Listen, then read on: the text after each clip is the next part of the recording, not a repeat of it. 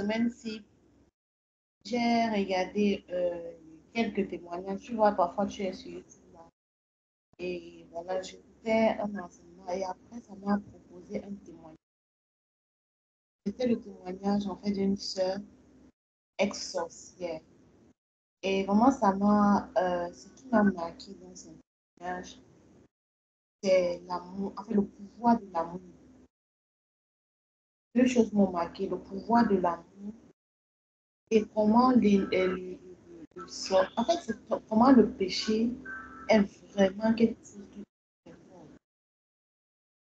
La dame expliquait comment elle voulait tuer, en fait, on avait donné une mission de tuer sa sœur, sa grande sœur. Et ce qui la faiblissait, c'était l'amour que sa sœur portait pour elle. Donc, chaque fois qu'elle venait pour accomplir sa mission, elle, peu importe ce qu'elle faisait auprès de sa sœur, peu importe ses attitudes, peu importe les provocations, la sœur lui disait, j'ai connu le Seigneur, au-delà de tout, je t'aime.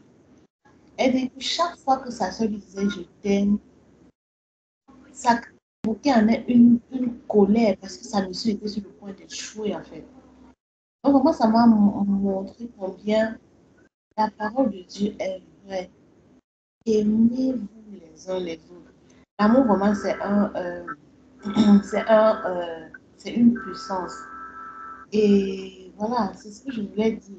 Et le deuxième point de vue, comme je disais, qui m'a aussi marqué, c'est le péché. Elle disait que quand elle vient pour attaquer, quand la personne, par exemple, qu'elle veut attaquer, est tellement, je vais dire, est consacrée, est vraiment, elle a une liquide, quoi, qu'elle ne réussit pas à attaquer, qu'est-ce qu'elle fait? Elle va essayer de créer une situation qui va pousser cette personne à se mettre en colère, ou à, je sais pas, c'est pas peut-être la colère, je sais, c'est ça que je me suis rappelé. Elle faisait tout pour te mettre en colère. Quand tu te mets en colère, là, c'est la peur qui est réussissait à ta tête. Donc, ça m'a vraiment appris comment ces sorciers-là vraiment fonctionnent. Parfois, on ne sait, moi en tout cas, pour ma part, je ne savais pas toutes ces choses-là, le pouvoir de l'amour, peut-être j'avais oublié. Mais vraiment, ça a tiré mon attention. Vraiment, aimons-nous les uns les autres. Tant que cela dépend de nous, soyons Amen. à Amen. Amen. C'est merveilleux de recevoir certaines vérités et de se rendre compte que parfois, parce que quand les gens sont dans l'occultisme et qu'ils sortent de là, c'est merveilleux de constater que certaines des choses qu'ils disent, ça corrobore tellement avec les enseignements que la parole du Seigneur nous donne et sur lesquels les chrétiens tergiversent. La question de l'amour, par exemple, c'est une question tellement simple, mais tellement profonde. Les gens n'aiment pas et les gens n'aiment plus. Les gens n'aiment plus. Les gens ont beaucoup d'intérêt et les gens aiment ceux qui leur amènent ou leur apportent quelque chose. Les gens aiment ceux qui leur apportent quelque chose. Regardez seulement dans les familles. Tu vas voir quelqu'un est là, il est le pilier dans une famille. Il aide tout le monde, il soutient tout le monde. Le jour où il est dans des difficultés, de toute façon, les gens l'oublient. Tu te poses des questions. Dernièrement, il n'y a pas d'amour. Il n'y a pas d'amour. Tu vas voir, des gens sont là, ils ont réussi, entre guillemets, si on peut dire, si on peut appeler ça réussi. Ils ont réussi à faire quelque chose dans la vie. Mais par orgueil, on appelle ça comment? Par orgueil et par désir de se comparer. Tu vas voir les enfants, parfois les enfants d'une même femme ou bien les enfants d'un même père dans les familles polygamiques. Ils ne s'aident pas, on n'aide pas les frères. On fait plutôt même la sorcellerie pour renverser les enfants de l'autre famille. J'ai un frère en Christ qui est en Angleterre. Enfin, il n'est pas en Angleterre, il est en Irlande du Nord. Et Dans sa famille, c'est la guerre. Les enfants de l'autre femme et les enfants de sa mère, c'est vraiment chien et chat. Il n'y a pas d'amour. Fils d'un même père, imaginez-vous, si du vivant d'un père, ces enfants ne peuvent pas s'entendre, ne peuvent pas se parler. C'est vite comme des ennemis, au point où quelqu'un peut laisser son propre frère, le fils de son père, et pas parler avec quelqu'un d'autre. Il n'y a pas d'amour. Les gens n'ont pas d'amour. Dernièrement, une fois, une fois j'étais sur Facebook, je regardais un témoignage, en fait pas un témoignage, c'est l'histoire d'une femme qui était carrément déprimée. Elle a dépensé depuis plus de 15 ans qu'elle a fait en Europe, je crois qu'elle était en France, elle a envoyé de l'argent au pays pour que sa famille l'aide à construire une maison. Les gars ont construit la maison et vendu la maison avec le terrain. C'est-à-dire le terrain lui appartenait. La maison qu'elle a construite lui appartenait puisqu'on a construit avec son argent. Ils ont construit la maison et ils ont vendu la maison et le terrain. Et ils ont utilisé l'argent là pour se situer parce que le frère avait... Je dis que quand j'ai suivi l'histoire là, je me suis demandé que les gens... Le frère avait déjà construit sa part de maison. L'autre frère avait... Donc ils ont comploté. Même leur mère était dans le coup. Et la fille arrive comme ça. Il faut voir le mépris. Elle avait fait une vidéo. Il faut voir le mépris. Dans leur maison familiale, le mépris que ses frères avaient, c'était choquant. Les enfants de même père, même mère. Tu as sué. Il faut voir. On dit que si tu veux partir, continuer à partir faire ta prostitution en France, va faire ta prostitution. Tu n'es pas venu ici là pour nous troubler. Yes. C'était comme si la tête de la femme là ne tenait pas. C'est comme si elle était folle. Donc, comme si ce qu'elle dit là n'a pas de sens. Et elle dit que la maison familiale là, pour construire ça, elle a apporté plus de 60% de l'argent. Elle a aidé. Donc, pendant qu'elle faisait tout ça, elle aidait ses gens. Elle a aidé ses frères, aidé sa mère, aidé. Mais au final, sa mère a supporté ses frères pour prendre sa maison sur son terrain, tout ce qu'elle avait fait au Cameroun, après plus de 15 ans en Europe, sans compter qu'elle les aidait constamment. Qu'est-ce qu'ils ont fait? Ils ont vendu. Mais bien aimé, voilà, les choses pareilles, c'est triste. C'est triste, il n'y a pas d'amour. Et quand maman on l'a parlé tout à l'heure, les gens ne savent pas que le simple fait d'aimer, ça bloque l'ennemi dans son œuvre, dans son action. Imaginez-vous, quelqu'un vient dans une famille, vous êtes couché comme ça sur un lit, chacun déteste son frère qui est couché. Il va faire comment? Quand il vous attaque, il attaque avec toute sa rigueur. Et vous ne pouvez même pas vous battre l'un et l'autre. Parce que imaginez-vous, si déjà vous n'avez pas d'amour l'un pour l'autre, quand vous allez vous lever pour prier, même si vous priez ensemble, ce qui se passe, c'est que, comme sur le plan spirituel, parce que l'amour, c'est quelque chose qui n'est pas matériel. On ne peut pas toucher l'amour. Même si l'amour se fait voir par les œuvres, c'est quelque chose qui est très, très spirituel, l'amour. Donc, si vous êtes en train de faire le théâtre, dans le plan spirituel, il n'y a pas le théâtre. Dans le spirituel, ce sont les faits. Si vous êtes deux personnes, vous ne vous aimez pas, vous vous mettez ensemble, vous arrêtez vos mains pour faire le théâtre, que quand on va vous bombarder dans le monde spirituel, vous allez lire l'heure. Parce que beaucoup de gens font dans le théâtre. Imagine comment, ça c'est les choses que c'est les sorciers qui font, qui disent, et les chrétiens écoutent. Et parfois, ces choses, ça ne challenge même pas les gens. Les gens ne se posent pas de questions de savoir comment simple fait d'aimer une personne. Ça peut être quelque chose d'extraordinaire. Ça peut avoir un impact incroyable, inimaginable. Le fait d'aimer. Et souvent dans les mariages, mes bien-aimés, ces choses-ci sont beaucoup visibles dans le mariage. Quand un homme n'aime pas sa femme ou bien quand une femme n'aime pas son mari, c'est déjà une porte ouverte à l'ennemi. Hein. On n'a pas besoin de se chamailler. Quand vous vivez dans la maison et qu'il n'y a pas d'harmonie, c'est encore pire. Même les enfants sont exposés. Hein. Même si l'homme prie pour ses enfants en cachette et la femme prie pour ses enfants, même si ce n'est pas en cachette.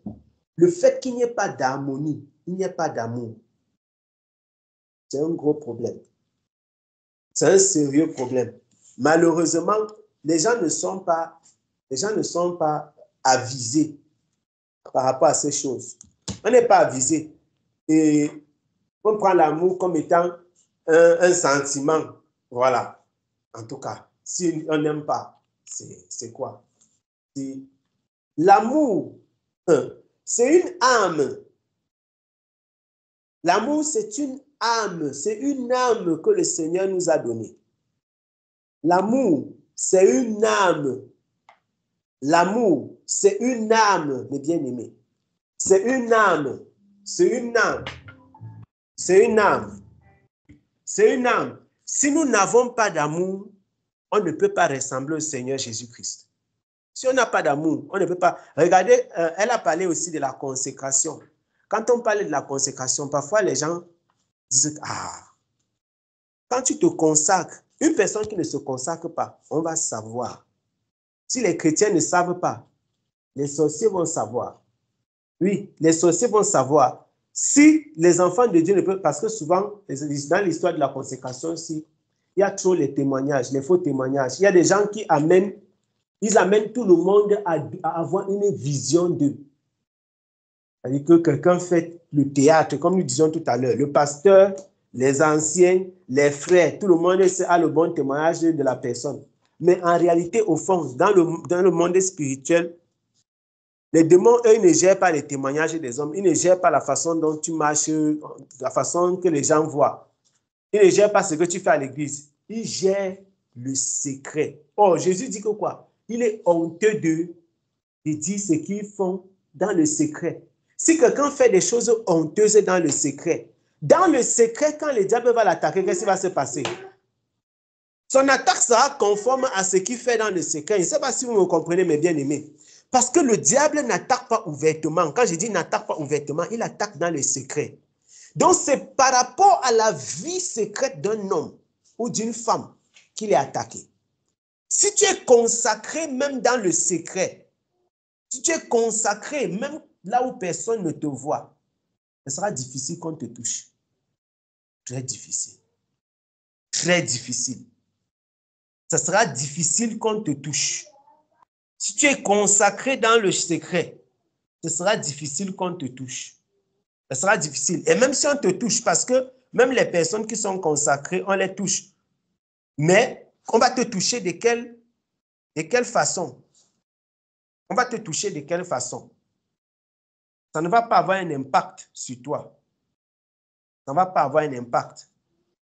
Ça ne va pas avoir un impact. Tout à l'heure, il y a le verset dans Romains chapitre 12. J'aimerais que quelqu'un puisse lire. On va lire ça, mes bien-aimés. On va lire Romains chapitre 12. C'est tellement riche. J'avais donné ce chapitre, je ne me rappelle plus à quel bien-aimé. En tout cas, là, il a lu ça. Il me disait qu'il a lu tout le Nouveau Testament, ou bien c'est combien de fois, mais c'est comme s'il vient encore de découvrir Romains chapitre 12. On va lire Romains chapitre 12. Ce dont je vais nous parler, c'est à la fin, parce que tout à l'heure, je disais que l'amour, et l'amour, c'est le pilier de la consécration. L'amour est le pilier de la consécration. Nous parlions de l'amour tout à l'heure. L'amour. L'amour. On va lire tout le chapitre, mais on va se focaliser quelque part. Romains chapitre 12. Ne vous conformez pas. Offrez vos corps en sacrifice. Donc, en réalité, il faut d'abord que chacun d'entre nous ait offert son corps en sacrifice. Parce que ainsi, sa vie sera plaisante à Dieu. Et donc, quand nous allons nous retrouver ensemble, il s'agit d'une réunion de plusieurs sacrifices. Et ça ne peut qu'être un moment qui plaît à Dieu. Parce que chacun déjà, en ce qui le concerne, honore le Seigneur dans son corps. Le renouvellement de l'intelligence. Afin que vous discerniez quelle est la volonté de Dieu, ce qui est bon, agréable et parfait. Le renouvellement de l'intelligence. Les gens ont prêché l'évangile de la prospérité avec le renouvellement de l'intelligence. en tordant les Écritures, parce que Jésus dit que les gens de ce monde, les fils de ce siècle sont astucieux. On tord, on dit que non, Jésus veut comme ça vous dire que vous n'êtes pas sage, vous devez être plus entreprenant, vous devez chercher beaucoup d'argent, il faut avoir le renouvellement de l'intelligence. Que n'ai-je pas entendu concernant le renouvellement de l'intelligence, mes bien-aimés? Mais ça parle de la consécration, au fait de ne pas se conformer au siècle présent. Il ne faut pas détacher les morceaux d'un verset et les utiliser à tort et à travers. Il dit, ne vous conformez pas au siècle présent, mais soyez transformés. Donc les deux sont liés. Soyez transformés par le renouvellement de l'intelligence est lié à la conformation au siècle présent. Les deux sont liés. Parce que quand ton intelligence sera renouvelée, tu vas faire quoi? Il dit, afin que vous discerniez quelle est la volonté de Dieu. Donc, on renouvelle son intelligence pour avoir la capacité de discerner la volonté de Dieu. Ah, Seigneur, c'est merveilleux. On fait quoi? On renouvelle son intelligence par la parole de Dieu pour avoir la capacité de discerner la volonté de Dieu. C'est ça que c'est le renouvellement de l'intelligence. Tu ne peux pas dire, comme j'ai entendu, j'ai beaucoup connu ça à l'EEC, il y avait des conférences, il y a eu plusieurs conférences, renouvellement de l'intelligence, renouvellement de l'intelligence. Nous avons l'intelligence renouvelée. Quand ce n'est pas renouvellement de l'intelligence, c'est avoir l'intelligence renouvelée. Comment renouveler son intelligence? Mais on n'est pas dans l'optique de connaître quelle est la volonté de Dieu, de discerner quelle est la volonté de Dieu, ce qui est bon, agréable et parfait. On finit de dire qu'on a le renouvellement de l'intelligence, mais chacun fait encore ce qui lui plaît. Chacun marche comme bon lui semble. Chacun fait sa propre volonté. De quelle intelligence il était question? Qu'est-ce qu'on a renouvelé? Par la grâce qui m'a été donnée, je dis à chacun de vous de n'avoir pas de lui-même une trop haute opinion, mais de revêtir des sentiments modestes selon la mesure de foi que Dieu a départi à chacun. Car comme nous avons plusieurs membres dans un seul corps et que tous les membres n'ont pas la même fonction, ainsi nous sommes plusieurs. Nous qui sommes plusieurs, nous formons un seul corps en Christ et nous sommes tous membres les uns des autres. Puisque nous avons les dons différents, selon la grâce qui nous a été accordée, que celui qui a le don de prophétie l'exerce selon l'analogie de la foi, que celui qui est appelé au ministère s'attache à son ministère, que celui qui enseigne s'attache à son enseignement, et que celui qui exhorte à l'exhortation, que celui qui donne le fasse avec libéralité. On dit que le don de libéralité. Que celui qui donne le don le fasse avec libéralité. Ce n'est pas facile. Que celui qui préside le fasse avec zèle. Et que celui qui pratique la miséricorde le fasse avec joie. Pas que tu pratiques une miséricorde fâchée, la miséricorde en colère. Que la charité soit sans hypocrisie.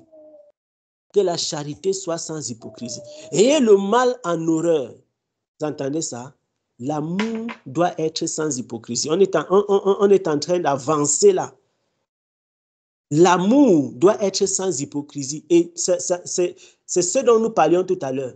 Tu te couches sur le lit avec ton frère ou ta soeur, ton enfant ou ta femme, ou bien même ton voisin, n'importe qui. Vous êtes dans une même chambre. Si vous n'avez pas un amour véritable, si vous êtes seulement couché, tout ce qui vous relie, c'est le lit. Quand on vient vous attaquer, on sait que celui-ci, son cœur n'est pas bon envers celui-ci. On peut attaquer l'un d'entre eux jusqu'à les tuer. L'autre n'est même pas au courant. Parce que le cœur a déjà été, on a déjà lu le cœur. Il y a de l'hypocrisie. Et les deux, même s'ils prient ensemble, s'il n'y a pas de sincérité dans leur amour, c'est comme s'ils battaient le tam-tam. C'est comme s'ils faisaient du bruit. Et vous connaissez ce que le Seigneur déclare dans 1 Corinthiens chapitre 13, par la bouche de Paul. Que celui qui, il dit que la charité plutôt soit sans hypocrisie. Ayez le mal en horreur. Attachez-vous fortement au bien. J'aime tellement ce texte. Par amour fraternel, soyez pleins d'affection les uns pour les autres. Par honneur, usez de prévenance réciproque. Soyez pleins d'affection. Les gens ne s'aiment pas, mes bien-aimés, comme nous disions tout à l'heure. Les gens ne s'aiment pas. Les gens ne se pardonnent pas. Les gens sont dans la concurrence, matin, midi, soir. Ayez du zèle et non de la paresse. Soyez fervents d'esprit, servez le Seigneur. Réjouissez-vous en espérance, soyez patients dans l'affliction, persévérez dans la prière. Chaque morceau de Romains chapitre 12, chaque verset de ce livre-ci, de ce chapitre-ci, je vous assure que c'est un enseignement. Réjouissez-vous en espérance, soyez patients dans l'affliction. Dis que non, je suis fatigué, Seigneur. Je suis fatigué. Persévérez dans la prière.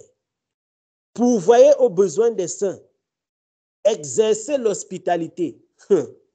Bénissez ceux qui vous... on y arrive. Ceux qui vous persécutent. Bénissez et ne maudissez pas. Oh, que Dieu nous aide.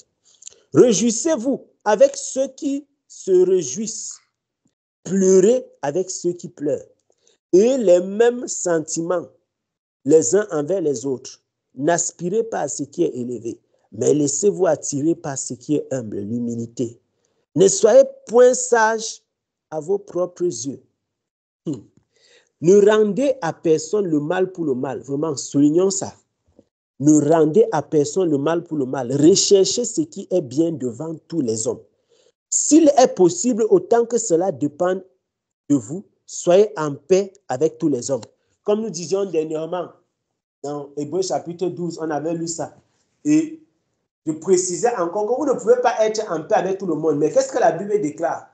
Romains 12 et Hébreux 12. Il dit que si c'est possible, non, sois en paix avec tout le monde. Mais il y a des gens que s'ils veulent seulement faire la guerre, fuis-les. La Bible ne dit pas que si tu dois marcher avec tout le monde, il doit être ton ami. Non. S'il est possible, soyez en paix avec tout le monde. Mais si les gens ne veulent pas, ils veulent seulement faire la guerre, fuis-les. Il n'est pas interdit de se séparer. Les gens qui veulent faire la guerre. Ne vous vengez point. On arrive à la consécration et à l'amour, mes bien-aimés. Deux aspects importants de la vie spirituelle et deux points capitaux et sur lesquels le malin joue beaucoup pour attaquer. Nous avons suivi comment la sœur Onel a partagé en fait ce qu'elle avait suivi de ces témoignages. Et les diables, les démons, ils maîtrisent ces secteurs, ils connaissent les défaillances. Et en réalité, quand on va attaquer quelqu'un, qu'est-ce qu'on fait? On cherche ses points faibles. Et là, le monde spirituel, les mauvais esprits, ceux qui sont dans l'occultisme, etc., ils connaissent à peu près quelles sont les faiblesses des hommes. Ce n'est pas pour rien que lorsqu'on veut renverser un homme, on va utiliser l'argent, les femmes, le pouvoir, les choses, voilà les trois éléments. Si on utilise le pouvoir, ça ne donne pas, on va prendre un peu d'argent. Après, on va envoyer les femmes. On sait que non, voici les points faibles des hommes. Le verset 19 dit quoi? Ne vous vengez point vous-même, bien-aimés, mais laissez agir la colère. Car il est écrit, à moi la vengeance, à moi la rétribution, dit le Seigneur. Mais si ton ennemi a faim, c'est ici qu'on arrivait, donne-lui à manger. S'il a soif, donne-lui à boire. Car en agissant ainsi, ce sont des charbons ardents que tu amasseras sur sa tête. Ne te laisse pas vaincre par le mal, mais surmonte le mal par le bien. Mes bien-aimés, tout à l'heure, j'ai fait une déclaration et c'est ça que je voulais nous amener ici pour voir dans la Bible pourquoi j'ai dit que l'amour, c'est une arme de guerre. L'amour est une arme de guerre, une arme fatale. Si ton ennemi a faim, donne-lui à manger. S'il a soif, donne-lui à boire. La Bible dit que si tu agis comme ça, tu es en train d'amasser les charbons sur sa tête. Ça, c'est vraiment une tactique de guerre. C'est une tactique de guerre terrible que le Seigneur a donnée aux enfants, à ses enfants. C'est une tactique de guerre incroyable que le Seigneur a donnée à ses enfants. Une tactique de guerre incroyable. L'amour. Tu aimes quelqu'un, il croit que tu es faible. Mais tu es en train d'entasser le charbon sur sa tête.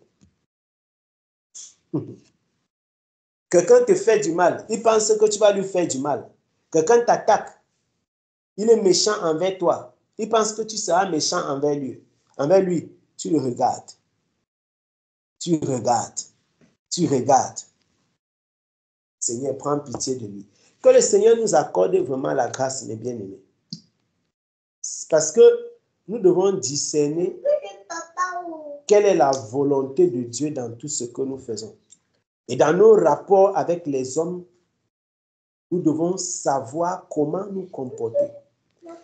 Et la consécration et l'amour seront toujours là pour nous soutenir si nous nous y attachons, ou bien pour être des pierres, des pièges, si nous ne nous y attachons point. Parce que ceux qui sont contre nous vont toujours regarder à l'amour et à la consécration.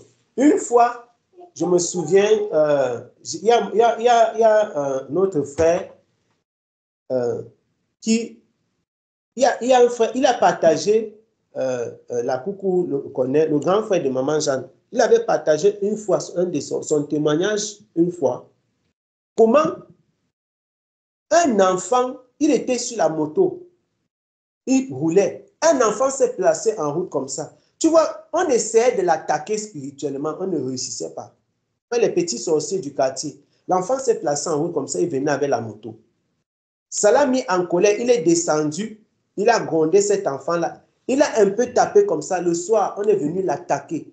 Les mêmes gens qui l'attaquaient chaque fois, ils ne réussissaient pas. Ils l'ont attaqué ce jour-là, ils ont réussi dans la nuit. Pourquoi? Parce qu'ils sont passés par quoi? Par la colère. Et le diable connaît ces petits pièges. Il regarde comme ça, il dit, qu'est-ce que je peux faire? Il va sortir seulement, tu sors, tu portes ton bon habit blanc là. Quelqu'un passe avec la voiture, il éclabousse ton bon habit blanc. Tu te mets en colère jusqu'à toi, le chrétien, tu te retrouves en train d'insulter la personne, que c'est quoi même comme ça là? Tu penses que c'est ta voiture, machin. Tu dis des paroles qu'il ne faut pas, tu mets maintenant ton cœur.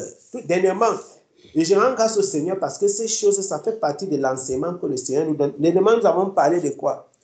De ces ouvertures que nous créons dans notre cœur et qui sont un fardeau contre notre marche avec le Seigneur.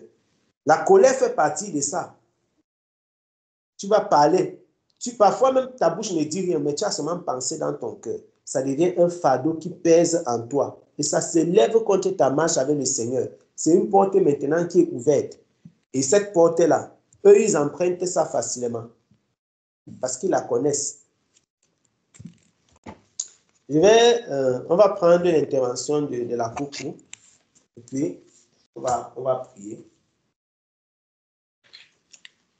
Enfin, s'il n'y a pas d'autres interventions. Plus qu'une intervention, c'était une question. Parce que, en fait, je l'avais déjà au début. Et en lisant encore le texte, ça a fait, je voulais juste mieux comprendre parce que, en fait, par rapport à l'histoire que tu racontais, non, de la fille qui, voilà, s'est fait, voilà, je vais dire quoi, je ne sais même pas quelle est l'expression que je vais utiliser, pas sa femme, a été trahie. Tout ça, oui. Oui, pas sa famille. Et tout, moi, je me demandais qu'en ce moment-là, au départ, quand je commençais, en ce moment-là, si elle commence donc à prononcer des paroles de malédiction contre sa famille, je me pose la question, est-ce qu'elle aurait mal agi? En fait, parce que là, quand je lis encore le verset 19 de ce roman, je me demandais que, bon, est-ce que ce ne serait pas une manière donc d'exercer la vengeance, tout ça. Bref, je me posais la question là et tout le reste. Donc, c'est ce que je dis, ok, va bien, c'est mieux que je demande directement. L'homme doit toujours penser au résultat de ce qu'il fait, mes bien-aimés. Nous devons toujours poser un acte en regardant au résultat de l'acte en question. Qu'est-ce qu'il porte comme résultat? Bon, regardez, si la femme en question commence à maudire ses parents, est-ce que ça ramène ce qu'on lui a pris? Pas du tout. Mais si elle les insulte, même si elle fait n'importe quoi, est-ce que ça ramène ce qu'on lui a pris? Non. Ça ne sert à rien de maudire. La Bible ne dit pas que si tu les maudis, quelque chose va lui arriver. Mais la Bible dit que si tu les bénis, tu es en train de faire quelque chose. Vous voyez la différence? C'est pourquoi j'ai dit que l'amour, le problème c'est qu'il faut que le Seigneur ait bâti ton cœur de façon à ce que tu sois capable dans une pareille circonstance de tourner ton dos et partir. Si tu ne peux pas bénir quelqu'un, ne le maudis pas. Si tu ne peux... Pardon. Oui. Je vais dire que la parole dit que la malédiction sans cause n'a pas d'effet. Donc, ça veut dire que s'il y a une cause pour la malédiction, elle pourrait avoir un effet. Là, si tu maudis la personne, cette circonstance, ce n'est pas une cause de... Oui, si tu maudis la personne, la malédiction, les paroles que tu déclares vont s'attacher à sa vie, mais tu as péché. Tu comprends un peu? Très, très bien. Voilà. Si tu maudis la personne, la malédiction, les paroles que tu as déclarées vont avoir un effet, mais tu as péché. Quand les gens disent des choses sur les enfants et ça marche, ce n'est pas parce que les enfants... Non. Si tu dis des choses et que ce que tu es en train de dire et en réalité trouve une attache, ça va marcher dans la vie de la personne. Si la malédiction vient trouver dans la vie d'une personne une raison d'être maudit, la malédiction fonctionne toujours. Si ça vient trouver dans la vie de quelqu'un une raison d'être maudit. Mais le problème, c'est que est-ce que celui qui maudit a donc raison de le faire ou il pêche contre le Seigneur? Tu comprends un peu? Et c'est là-bas que se trouve le... Est-ce que toi, tu as donc le droit de maudire? Que tu sois chrétien ou païen, personne n'a le droit de maudire, même pas les païens. À plus forte raison, les enfants de Dieu, bénissez, ne maudissez pas. Nous ne maudissons pas, les enfants de Dieu ne maudissent pas. Mais tu peux dire, Seigneur, je laisse ça entre tes mains. La prière, sinon, c'est plus important que 100 000 malédictions. Parce que, vous savez, ça, ce sont des secrets que les chrétiens doivent avoir. Et ça, c'est les enseignements que les enfants de Dieu doivent obtenir, doivent vraiment recevoir. Tu connais ce que ça veut dire quand la Bible déclare que c'est une chose terrible que de tomber entre les mains du Dieu vivant. Mon frère. Panga n'entend plus. Je ne sais pas si c'est seulement moi. Dans Hébreux chapitre 10. Hébreux chapitre 10, tu peux lire à partir du verset 30 au verset 31. Shalom à maman Fido et papa Jean-Claude. Hébreux 10, verset 30 à 31. Hébreux 10, 30 à 31. Oui. Car nous connaissons celui qui a dit « À moi la vengeance, à moi la rétribution. » Et encore, le Seigneur jugera son peuple. C'est une chose terrible que de tomber entre les mains du Dieu vivant. Amen. Amen. Amen. Tu entends ça? Quelqu'un a péché contre toi. Tu n'as pas besoin d'ouvrir ta bouche pour parler, pour lui donner, pour lui lancer les malédictions. On n'en a pas besoin. C'est vrai qu'il y a des situations comme dans l'histoire que j'ai racontée, ça fait mal. Tu construis ta maison sur ton propre terrain. Après 15 ans, tu entres comme ça au pays. On te dit que la maison là, on a vendu. Tu regardes ton frère, ta soeur et ta mère, ils ont comploté ensemble pour vendre. Tu fais quoi? Tu lances les paroles de malédiction. Je dis, si donc tu n'as pas la possibilité, si tu n'as pas la capacité, parce que tout le monde n'a pas le cœur pour bénir quelqu'un qui lui a fait du mal. Mais nous avons lu tout à l'heure dans Romains chapitre 12, il dit que bénissez, ne maudissez pas. Si tu n'as pas le courage de bénir quelqu'un qui t'a fait du mal, ne le maudis pas parce que maudit, c'est un péché. Si tu n'as pas le courage pour bénir quelqu'un qui t'a fait du mal, ne le maudis pas parce que maudit, c'est un péché. Maintenant, je dis qu'une chose que tu peux faire quand tu es dans ce genre de situation, c'est de dire que Seigneur, je laisse la situation entre tes mains. Charge-toi de ça. Ça, c'est la prière la plus dangereuse. Quand tu es face à un ennemi. Oui. Est-ce que les paroles du genre, OK, quand tu es face à ce genre de situation, que chacun, de toutes les façons, chacun va récolter ce qu'il a semé. Chacun va récolter ce qu'il a semé. C'est une déclaration, c'est un peu une malédiction. OK. C'est la Bible qui dit non. Est-ce que c'est toi qui es en train de dire que chacun va récolter? C'est un verset biblique. Okay. C'est un verset biblique. Mais est-ce qu'à ce moment-là, l'état de ton cœur qui est dans la colère, ça ne porte pas un verset de malédiction? Non, non, non. Chacun va récolter ce qu'il a semé. Est-ce que tu as dit à la personne que je te maudis? Non. Tu dis que chacun va récolter. Bon, si tu sais qu'en vendant ma maison et mon terrain, tu as bien fait, n'est-ce pas, tu vas récolter. Alors, si je dis que, attendez, si je viens dans le groupe, c'est comme ça, je dis que Shalom, mes bien-aimés, ce matin, le Seigneur m'a dit que chacun va récolter ce qu'il a semé. Vous avez dit que vous êtes maudit. Non. Mais si tu le dis avec la colère, par exemple, c'est la même chose. Qui est la colère ou qui n'y est pas, un verset biblique, c'est un verset biblique. Je viens comme ça, je vous dis que Shalom à tout le monde. Soyez abondamment bénis. Dieu m'a demandé de vous dire que chacun va récolter ce qu'il a semé. Et on commence à dire que, mais mon frère, c'est quel genre de message que Dieu nous envoie? Non, c'est un verset biblique. Chacun va récolter, chacun récoltera ce qu'il a semé. C'est un verset biblique. Donc, si quelqu'un te fait du mal et tu lui dis qu'en tout cas, chacun va récolter ce qu'il a semé, tu as seulement cité un verset biblique et tu tournes ton dos, tu pars. Mais si tu commences à le maudire, on connaît comment les gens font. Si tu le maudis, tu balances des paroles, tu es en train de pécher. Parce que la parole du Seigneur ne nous autorise pas à maudire. Nous ne maudissons pas. On ne maudit pas les gens. Tu maudis les gens, pourquoi? Puisque dans tous les cas, il a commis ce qu'il a. Et je dis toujours que, j'ai dit que tout à l'heure, qu'il faut tout regarder le résultat. Quand tu vas finir de bavarder, ça donne quoi? Parce que quand tu dis à quelqu'un que j'abandonne ce que tu as fait là entre les mains du Seigneur, mon frère, le Seigneur s'en charge. La Bible déclare que c'est une chose terrible que de tomber entre les mains du Dieu vivant. Si ton propre ennemi pouvait savoir contre qui, dans les mains de qui il tombe, lui-même, il n'allait pas vouloir tomber entre les mains de la personne. Mais ils ne savent pas entre les mains de qui il tombe. C'est ça. Si ton ennemi pouvait savoir entre les mains de qui il tombe, il n'allait pas vouloir tomber. C'est vrai qu'il y a des situations qui font mal. Hein. Quand j'avais vu la vidéo de la femme là, mon frère, moi-même, j'ai dit que yes, ça c'est l'épreuve. Elle était là comme ça devant la maison familiale. Ses frères étaient là, les gars l'insultaient. J'ai dit que maman, tu as vécu plus de 15 ans en Europe. Tu rentres au pays comme ça. Elle ne rentrait pas parce qu'elle économisait l'argent chaque année. Elle disait que non, je vais situer mes frères. Elle a situé ses frères, construit la maison. Elle venait comme ça en disant que bon, comme la maison est finie et tout, voilà, on voit ce qu'on peut faire. Les gars se sont situés chacun et ils ont vendu sa maison à elle. Elle est là donc comme elle était placée là, elle était comme le jour où elle est partie du pays. Le jour où elle a Boza. C'est terrible, ça fait mal.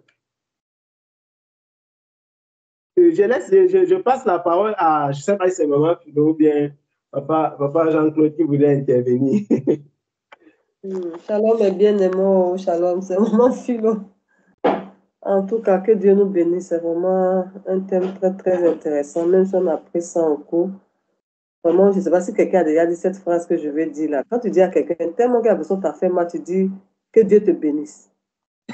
Déjà des bénédictions que quand tu dis ça, non. Mais. Oui, maman Philo, maman dit qu'elle-même elle a déjà fait ça. Tu sens que tu ouvres la bouche, tu veux que Dieu dise que tu vas regretter, tu sens que ça te bénisse et tu parles. Ouais, maman. Ça, c'est déjà des bénédictions que non. Ça préserve le cœur. Moi, je dis, toi, personnellement, ça préserve le cœur parce que j'ai vécu une situation où, si je n'avais pas dit ça à la fille, là, je pense que j'allais dégamer, en fait. Et ça a beaucoup préservé mon cœur. Ça a beaucoup préservé mon cœur. Bon, en tout cas, c'est une phrase que j'ai dit. Mais quelqu'un que tu as aidé, quand on dit que tu as aidé quelqu'un, là, tu as aidé jusqu'à donner ton tout, comme on dit là. Tu as donné ton tout à la personne. La personne t'insulte copieusement. C'est une fille que j'ai logée chez moi pendant 2 ans. Je l'avais logée chez moi pendant 2 ans. Elle ne payait pas l'eau, elle ne payait pas la lumière, elle ne payait pas le loyer. Je la logeais chez moi. Elle ne payait en fait rien. Je lavais ses habits, je cuisinais pour elle, je faisais ses achats, je l'amenais à l'hôpital quand elle était malade. Et quand j'ai quitté le pays, je lui ai laissé toutes mes choses. Les Camerounais vendaient leurs choses avant de quitter. Moi, je lui ai laissé tout. J'ai dit que j'ai laissé tout, mon lit, mon matelas, mes draps. Mais j'ai seulement pris mes documents pour rentrer au Cameroun avec. Elle m'a fait un bon message, un très bon long message, bien m'insulter copieusement. Quand elle finit de lire le message, la seule phrase qui est entrée dans mon cœur, c'était que le Seigneur te bénisse. Et ça a préservé mon cœur, je vous assure, bien aimé. Elle dit, quand j'ai dit ça, ça a préservé mon cœur. Quand il s'agit de me détacher de cette histoire. Et moi, en tout cas, je pense que c'est vrai que ce n'est pas tout le monde qui a la capacité de le dire devant les situations. Mais il y a des situations où tu sens vraiment que c'est le Saint-Esprit qui te dit que ne parle pas, ne dis rien. Et que moi, j'ai senti que ça me disait que ne dis rien. Et quand j'ai dit ça, ça a fait plus mal à la fille là que si je l'avais insultée en retour. Cette phrase-là fait plus mal que ça. Elle a cherché après ça par tous les moyens de m'énerver pour que je bavarde et je n'ai plus rien dit. Elle est revenue un mois après, me refaire les réponses. Je n'ai rien dit. Elle voulait que je puisse tomber dans son pays. Elle dit que tu ne peux même pas me mettre dedans. Tu as menti. Et ça l'a choquée. Cette histoire-là bien choquée. En tout cas, ce n'est pas évident, mais il y a des choses moi, aujourd'hui, je suis contente de l'avoir fait parce que je suis sûre que si je n'avais pas fait ça, mais je pense que j'en ai dit des choses horribles. Je suis sûre que je n'avais pas dit des choses qu'il faut, quoi. Donc, je pense que... En tout cas, il y a des gens qui, en fait, et nous voyons, nous pouvons souvent, les chrétiens, surtout les chrétiens n'ont pas une bonne mesure des réalités du monde spirituel. Et les gens ne savent pas que parfois tu peux marcher avec quelqu'un comme ça. Le gars est lui, il est seulement un terrible instrument que le diable est en train de tendre comme ça. C'est-à-dire que c'est une corde que le diable a tendue pour que tu franchisses seulement. Et l'ennemi va te frapper. Il y a des gens qui sont des portes d'entrée terribles. Ils se laissent utiliser par le diable matin, midi, soir. Et quand tu as des personnes comme ça dans ta vie, tu dois discerner. Tout à l'heure, la sœur parlait de comment, dans le témoignage de la femme occulte, elle a évoqué la colère. Vous pensez vraiment que la colère, c'est une mince affaire? Ce n'est pas quelque chose qui est facile à gérer. Mais devant certaines situations, est-ce que le diable, devant les situations où tu as été blessé, est-ce que le diable considère que ce qu'on t'a fait là, ça t'a fait trop mal? Est-ce que vraiment le diable regarde que vraiment, on a pris le terrain de la femme-ci? Mon frère, tu es en colère, tu es en colère. C'est ça le problème. Tu es en colère. Quand quelqu'un te fait mal, et ça te fait vraiment mal, si tu lui dis des choses qui n'ont pas lieu d'être, le fait que tu étais vraiment en colère avant de lui dire ça, ça n'enlève pas. Le fait qu'il t'avait fait mal avant que tu lui aies dit ça, ça n'enlève pas le fait que tu es en colère. Et les gens passent les nuits avec la colère dans le cœur. Ils se réveillent le matin, ils sont toujours en colère. Quand tu fais comme ça, mon frère, tu es en train d'attiser le feu du malin. Tu es en train d'attiser le feu du malin. Tu es en train de faire plaisir au diable, de lui donner vraiment le bâton pour te fouetter. Parce qu'en réalité, les mauvais esprits, tous ceux qui travaillent dans l'occultisme, ils aiment ça. Ils aiment susciter la colère, ouvrir des portes, parce que ça leur donne accès aux vies. Donc, ces gens de personnes... Et une chose que je sais avec le Seigneur,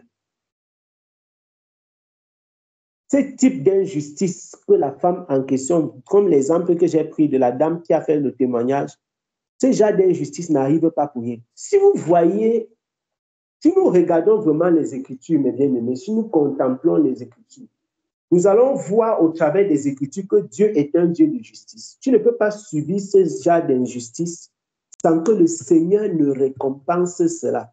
Même les païens, mes bien-aimés, je vous assure que c'est un principe que je ne sais pas pourquoi c'est comme ça. Mais Dieu récompense même les païens qui subissent les injustices. Parce que c'est un Dieu juste. Il suffit, regardez seulement dans les maisons, regardez seulement dans les familles, mes bien-aimés. Les enfants grandissent. On a 5 enfants dans une maison. Un est orphelin, ou bien un vient d'une maison, peut-être le fils de la tante, ou bien d'un oncle éloigné. On maltraite le fils le fils qui n'est pas de la maison, et les autres qui sont de la maison, on s'occupe bien d'eux, on leur achète les beaux habits. Celui qui est l'enfant étranger, celui qui n'est pas de la maison, il fait les travaux difficiles. Mais bien aimé, quand vous regardez dans le monde, même quand il ne connaît pas le Seigneur, qu'est-ce qui se passe? Le Seigneur le bénit. Ce n'est pas une affaire. Ce que ça me dit ici, si vous regardez dans vos familles, même dans le monde, c'est ce qui se passe, c'est des principes. Tu ne subis pas des injustices dans la vie sans que le Seigneur ne se lève pour toi. Quand la Bible déclare que Dieu est le père des orphelins et le défenseur des veuves, il n'est pas le père des orphelins chrétiens. Il n'est pas le défenseur des veuves qui prient, des veuves qui jeûnent. Non. Il est le père de tous les orphelins. C'est pourquoi, quand un enfant de Dieu, quand un chrétien fait du bien même à un orphelin qui est païen, ça fait plaisir au Seigneur. Parce que Dieu est leur père. Quand tu fais du bien même à une veuve qui est païenne, ça fait plaisir au Seigneur parce que Dieu est son défenseur. Dieu n'est pas le père des orphelins païens ou bien le défenseur des veuves, des orphelins chrétiens ou bien le défenseur des veuves chrétiennes. Non. Le Seigneur, il les aime. Et je vous assure que ce sont des choses que nous observons dans la vie au quotidien. Et nous tous, on connaît. Je suis sûr que chacun d'entre nous connaît aussi au moins une histoire de quelqu'un qui a souffert et le Seigneur l'a béni. Donc, quand vous voyez toute une famille se lève comme ça et ligue contre quelqu'un, mon frère, sa bénédiction n'est pas longue. Je vous assure que si lui-même, il n'est pas béni, non, ce que Dieu va déverser dans ses enfants, tous les enfants de ses frères qui lui ont fait du mal, là, ils vont passer une vie on appelle ça comment? Ils vont passer leur vie à envier, voilà. Parce que Dieu n'est pas injuste. Et Dieu voit, il voit ces choses. C'est pourquoi ça ne sert à rien de vous venger, ça ne sert à rien. Parfois même quand tu te venges, ta vengeance c'est si léger que ça annule seulement les bénédictions que le Seigneur devait faire. C'est pourquoi que le Seigneur nous accorde vraiment la grâce de fermer notre cœur à la colère et à la vengeance. Parce que lui, sa vengeance est destructrice. Toi, ta vengeance, c'est le bavardage. Que je te maudis. Mon frère, ce n'est rien. Ce que Dieu devait faire, ça allait être pire que ça.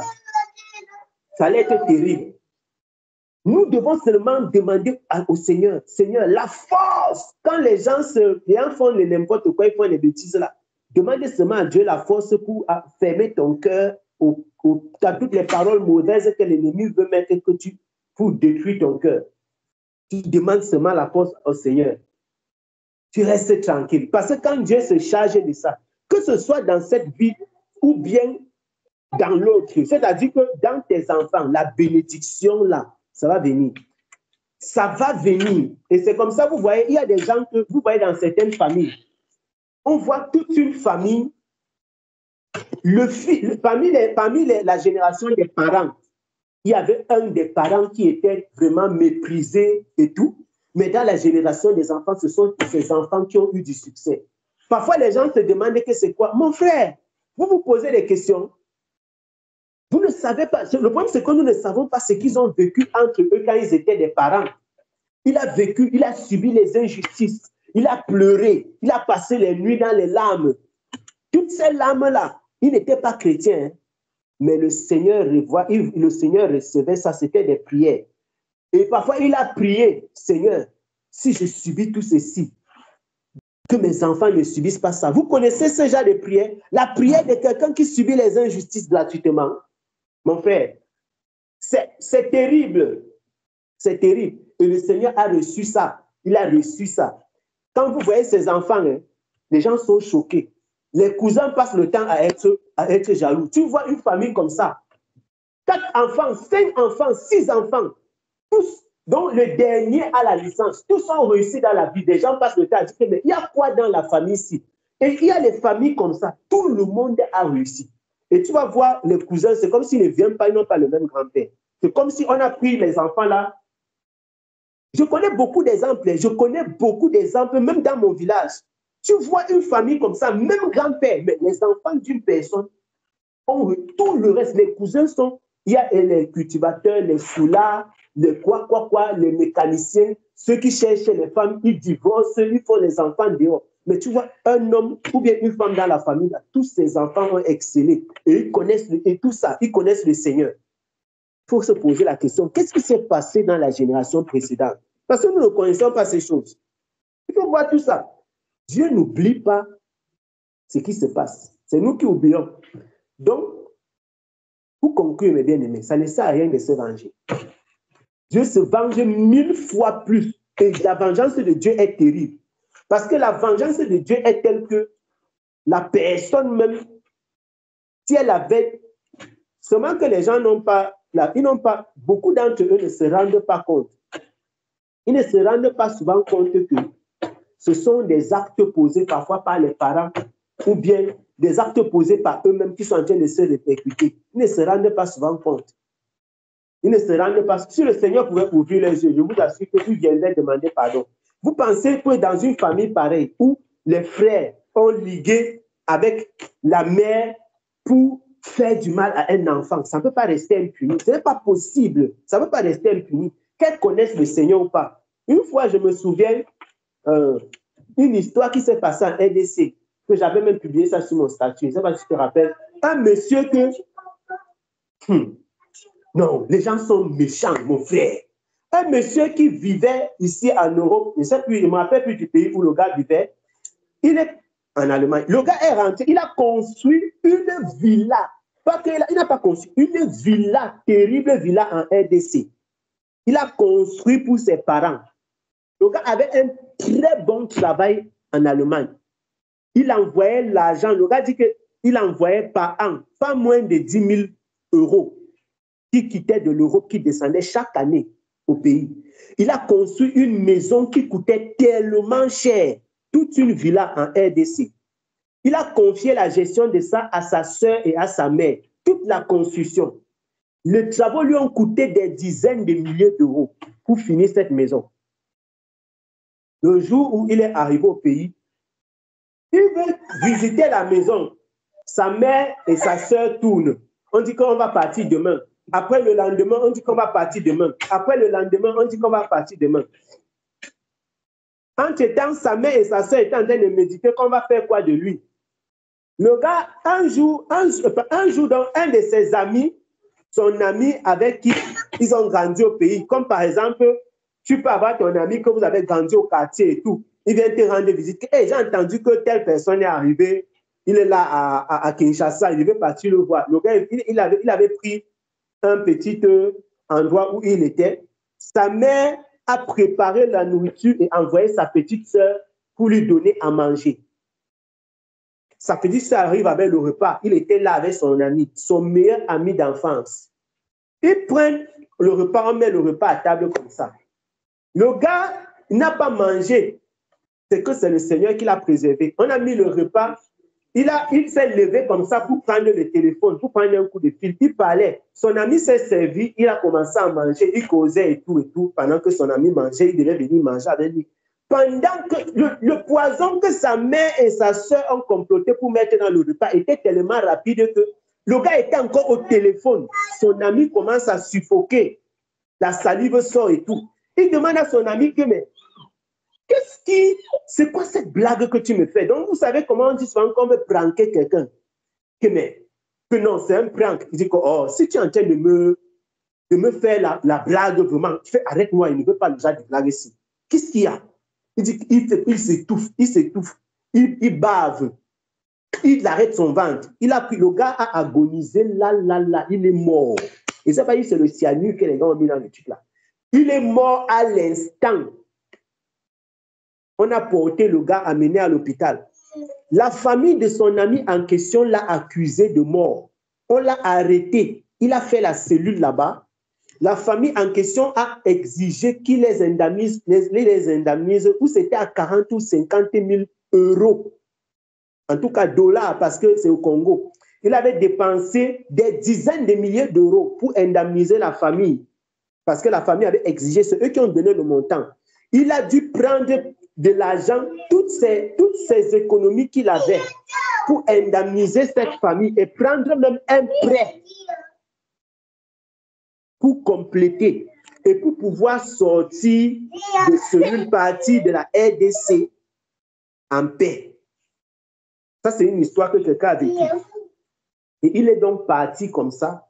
Imaginez-vous, il part de la RDC comme ça, mes bien-aimés. Il dit que non, en partant de là, il a oublié qu'il a une mère et une sœur. Donc, comme il part là, c'est comme si la RDC n'est même plus son pays. Il n'a plus rien là-bas, donc je n'ai rien, il n'a plus rien. Imaginez-vous quand les gens vivent de pareilles choses.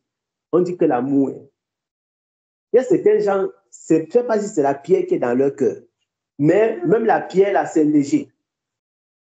Dans de pareilles circonstances, il te faut la grâce du Seigneur.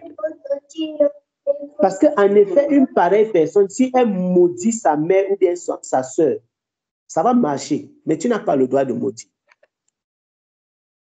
Romains chapitre 12 dit, bénissez, ne maudissez pas. Bénissez, ne maudissez pas. Mais des pareilles injustices, ça ne peut pas passer inaperçu. Le Seigneur compte chaque larme qui coule. C'est un ferment pour la bénédiction. Chaque larme qui coule, c'est un ferment pour la bénédiction. Quand vous avez trop mal, il vaut mieux se retourner vers le Seigneur et crier au Seigneur pour le secours, pour la consolation, que de se tourner vers les hommes et crier sur eux pour répandre votre colère. Parce que les hommes ne peuvent pas calmer ta colère. Ils peuvent seulement te pousser à pécher contre le Seigneur. Ils peuvent seulement te pousser à pécher contre le Seigneur. Et plus ta colère s'enflamme, plus c'est un danger pour toi. Pour eux, ce n'est pas un problème. Que le Seigneur nous aide, mes bien-aimés. Comment que le Seigneur nous aide? Que le Seigneur nous aide. Nous allons prier. Nous allons prier. Nous allons prier. J'aimerais que nous puissions vraiment élever la voix et prions le Seigneur afin que Dieu nous accorde la grâce vraiment de comprendre et de marcher dans ces choses. Parce que la colère, quand la colère arrive comme un lion sur un homme, la colère arrive comme un lion. Quand tu te rends seulement compte qu'il t'a déjà attrapé. C'est comme ça, la colère, ça arrive comme un lion. Quand quelqu'un te provoque comme ça, avant de voir que tu t'es mis en colère, prions le Seigneur, mes bien-aimés. Prions afin que le Seigneur nous donne véritablement de dominer sur la colère. David dit qu'il a vaincu les lions. Il faut pouvoir dominer la colère. La colère a poussé les gens à faire des choses inimaginables, impensables. Impensables, mes bien-aimés.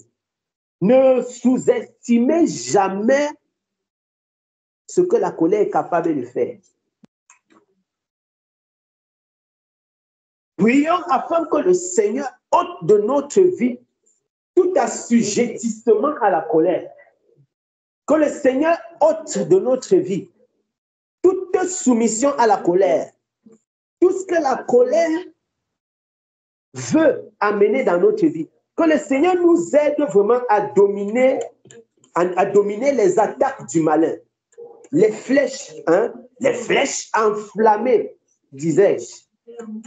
Parce que l'ennemi vient avec des flèches enflammées, mes bien-aimés. Souvent, c'est dans la famille que les flèches enflammées arrivent. Et tu sens la colère monter dans ton cœur, contre ton frère, contre ta soeur, contre ton oncle, parfois même contre ta mère ou ton père. Mais cette colère-là ne peut pas résoudre un problème. La parole du Seigneur déclare que la colère de l'homme n'accomplit pas la justice de Dieu. Oh, merci, Père. La colère de l'homme, souvenez-vous de cette parole, mes bien-aimés. La colère de l'homme n'accomplit pas la justice de Dieu. Souvenez-vous que c'est lui qui a la vengeance et c'est lui qui a la rétribution. Et c'est une chose terrible que de tomber entre les mains du Dieu vivant. Ne vous retrouvez pas vous-même aussi fils de rébellion en marchant dans la colère. Prie afin que le Seigneur te détourne de toute forme de colère et que le Seigneur te donne suffisamment de force pour dominer la colère. Pour dominer la colère. Pour dire à la colère, arrête de moi. Arrête de moi, colère. Arrête de moi. Arrête de moi. La colère n'aura pas de dessus sur moi. La colère n'aura pas de dessus sur moi. La colère n'aura pas le dessus sur moi. La colère n'aura pas le dessus sur moi. Je dominerai sur la colère. Je dominerai sur l'ennemi. Je dominerai sur les provocations. Je dominerai sur la méchanceté des hommes. Je dominerai sur les provocations. Je dominerai sur la méchanceté.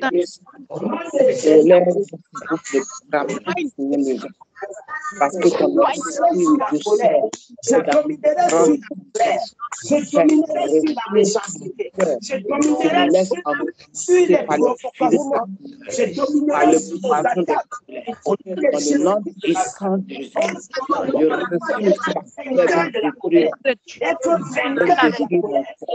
je refuse ma vie avec le poussant à parole. Je prie que mon cœur soit préservé dans ta sainte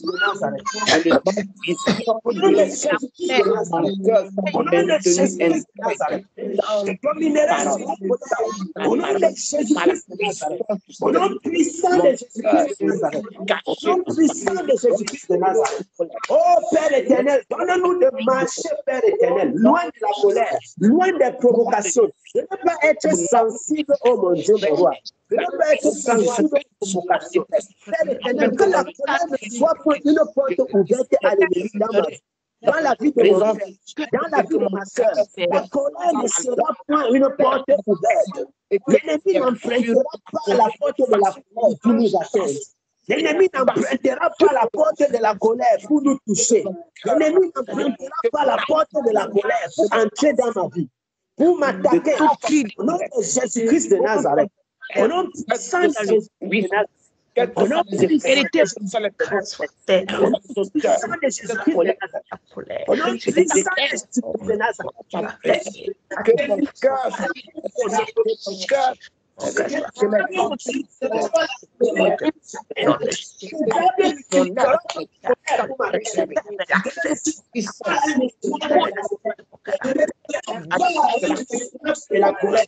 ne serai pas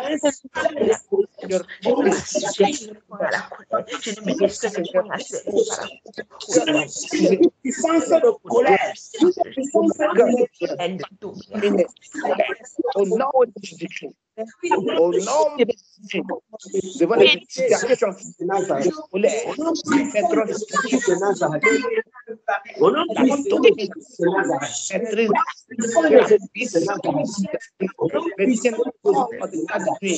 au nom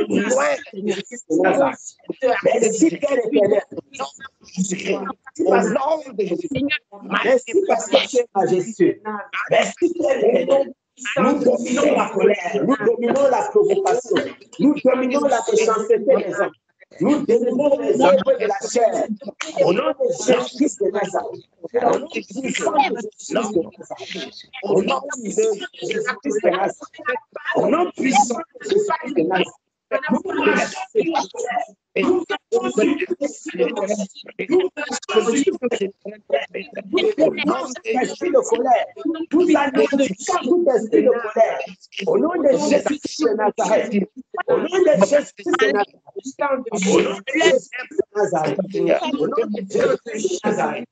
au nom de Jésus-Christ de Nazareth, au nom de Jésus-Christ de Nazareth, au nom de Jésus-Christ de Nazareth, merci Père, merci, merci Seigneur, merci parce que tu es bon, merci parce que tu es juste. L'honneur et la vérité de Père. Au nom de Jésus-Christ notre Sauveur. avec la caisse, Merci Père. Merci Père. Merci Seigneur. Tu ne nous attaqueras plus à cause de la colère. La colère, Père éternel, nous dominerons sur la colère. Tu nous donnes la victoire sur l'esprit de colère. Tu nous donnes la victoire, Père éternel. Et le soleil ne se couchera point sur notre colère. Oh Père éternel, merci. Merci Seigneur. Merci Seigneur. Merci Seigneur. Merci Seigneur. Merci Seigneur. Merci mes actions pour surmonter la colère. Mais toi, merci. Merci. Que l'honneur et la gloire te soient rendus. Merci. Jésus-Christ de Nazareth. Au nom puissant de Jésus-Christ, notre Sauveur. Au nom puissant de Jésus-Christ, notre Sauveur. Alléluia. Merci, Père. Merci, Père. Merci, Seigneur Jésus-Christ. Merci, Père. Merci, Seigneur. Merci, Seigneur. Que l'honneur et la gloire te soient rendus, Père. Au nom puissant de Jésus-Christ, notre Sauveur, nous avons prié.